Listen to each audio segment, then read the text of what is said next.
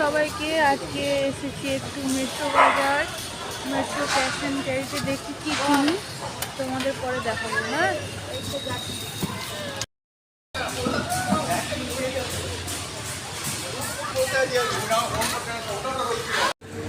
চলো বাবা, এসো এসো।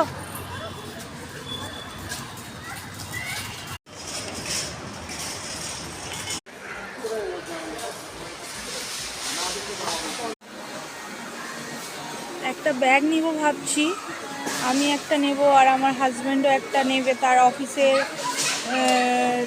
কোন ডক্টরকে না কাকে দেবে, তার জন্য একসঙ্গে দুটো ব্যাগ নেওয়া হবে। তোমরা দেখে বলো তো কোন ব্যাগটা নেওয়া যায় আমার জন্য।